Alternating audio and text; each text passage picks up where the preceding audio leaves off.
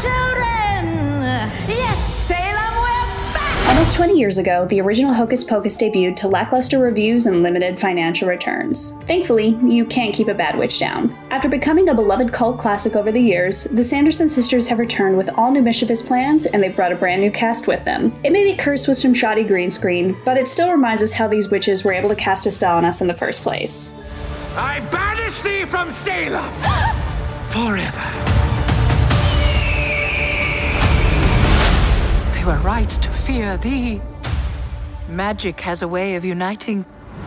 2022's sequel follows Becca, Izzy, and Cassie as they fight to keep Salem safe from the series' original witches, Winifred, Mary, and Sarah. We also meet enthusiastic new players like Gilbert and see the return of old favorites like Billy Butcherson. The original cast of Bette Midler, Sarah Jessica Parker, Kathy Najimy, and Doug Jones step into their former roles like they were well broken-in witch boots, and all the new players make admirable additions to the Hocus Pocus franchise. Sam Richardson's Gilbert and Whitney Peake's Becca are given plenty of opportunities to shine, and Hannah Waddingham is, of course, absolutely brilliant as the Witch Mother. Unfortunately, she just so happens to be criminally underused. But let's talk about Hocus Pocus 2's biggest issue. It's not filmed in Salem. Now, plenty of films don't shoot on location. Even the original Hocus Pocus was shot mostly on a soundstage in Los Angeles, while the exterior shots took place in Massachusetts. The reason it's a problem here is because it looks like it wasn't filmed in Salem. It's wonderfully nostalgic that Hocus Pocus 2 feels like the Disney Channel original movies of yore, but the fact that it looks like one in 2022 is pretty rough. The most egregious example is the moonlit forest backdrop that takes up much of the third act. You'll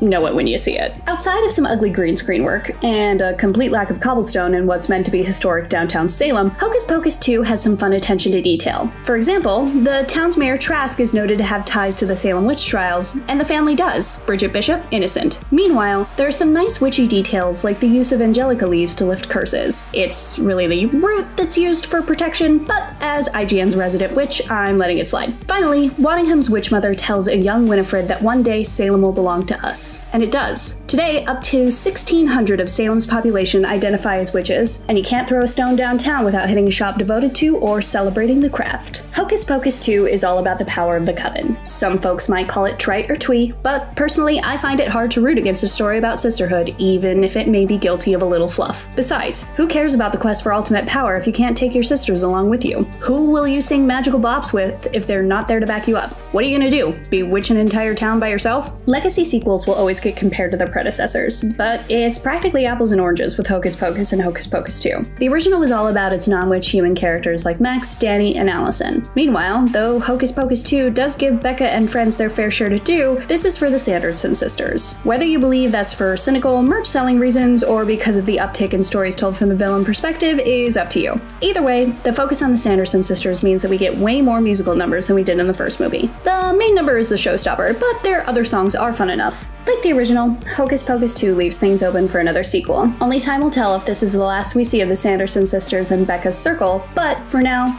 it was a happy enough return to Salem. I bet you're looking for the stage. Always.